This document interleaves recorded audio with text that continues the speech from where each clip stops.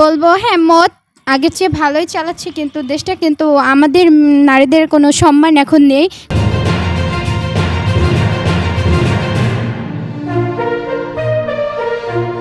প্রিয় দর্শক, দেশে নারী এবং শিশু ধর্ষণ নিয়ে সাধারণ মানুষ কি ভাবছে চলুন সরাসরি শুনে আসি।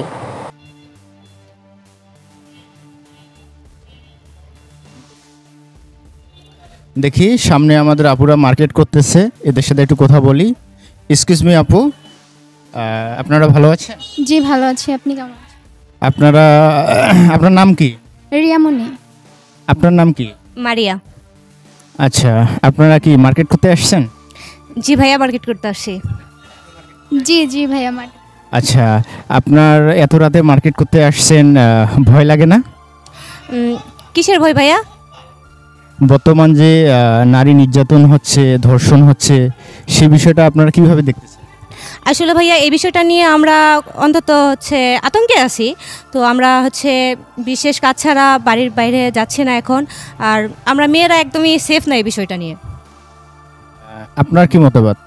হ্যাঁ এটাই আমাদের আমি এই বিষয় নিয়ে বলবো যে আমাদের যে আইন শৃঙ্খলাগুলো আছে তারা যদি আরেকটু আমাদের একটু দেখে, তো আমরা মনে করবো এই বিষয়ে আমরা অনেক ভালোই থাকবো।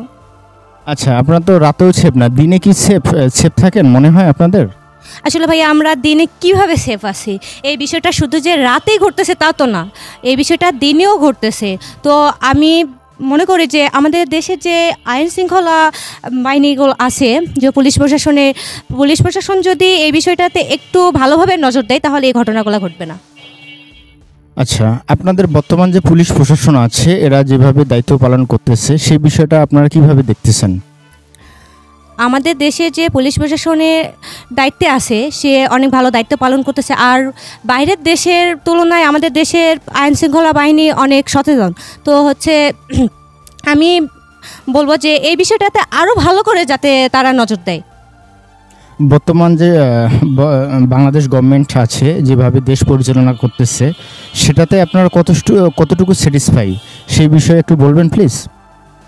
বর্তমান সরকার অনেক ভালোভাবে দেশ পরিচালনা করতেছে, কিন্তু বর্তমান সরকার অনেক ভালোভাবে দেশটাকে পরিচালনা করতেছে, কিন্তু তারপরেও এই যে ধর্ষণের যে হারটা বাড়ছে বর্তমান, তো আমার মনে হয় এই সরকারকে এই দিকটাতে একটু নজর দেওয়া উচিত। আপনিও কি এটার সাথে একমত না কোনো ভিন্ন মত আছে? না আমি বলবো হ্যাঁ মত আগের চেয়ে ভালোই চালাচ্ছে, কিন্তু দেশটা কিন্তু আমাদের নারীদের কোনো সম্মান এখন নেই। কারণ নারীরা যে কোনো জায়গায় ধর্ষণ হচ্ছে।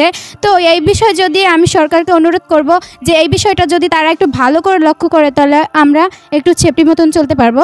কারণ সবসময় ভীতু নিয়ে চলি, রাতে দিনে কখন আমরা সেফটিভাবে চলতে পারি না, আতঙ্কে থাকি, ভয়ে থাকি, কখন কোন দিক থেকে আমাদের হামলা করব আমরা নিজেরাও জানি না। তো আমি এই বিষয়ে বলবো সরকারকে যে আগের চেয়ে যদি আমাদেরকে একটু বেশি ভালো করে সেফটি দেওয়ার চেষ্টা করে তো অন্তত আমাদের পক্ষে ভালো হবে, আমরা একটু নিরাপত্তাভাবে চলতে পারবো। থ্যাংক ইউ আপু। আমাদের ওয়াইটিভি নিউজের পক্ষ থেকে আপনাদেরকে অসংখ্য ধন্যবাদ, অনেক সময় দিয়েছেন। ওয়াইটিভির পক্ষ থেকে আপনারা কিছু মেসেজ দিবেন সাধারণ মানুষকে? তো আমি এ বিষয়ে আমার বেশি কিছু বলার নাই, একটা কথাই বলবো যে আপনারা সবসময় ওয়াইটিভির সাথে থাকেন আর এরকম নিউজ। আপনি কিছু বলবেন? জি অবশ্যই, ওয়াইটিভির পক্ষ থেকে আমি বলবো যে আপনারা আমরা এটা মেসেজ দিচ্ছি যে আপনারা সতর্ক হয়ে যান। প্রিয় দর্শক, এতক্ষণ সাথে থাকার জন্য ধন্যবাদ। এরকম আরও নিত্য নতুন সংবাদ পেতে আমাদের ওয়াইটিভি নিউজ চ্যানেলটি সাবস্ক্রাইব করুন এবং আপনাদের ভালো লাগলে লাইক, কমেন্ট, শেয়ার করে পাশেই থাকুন।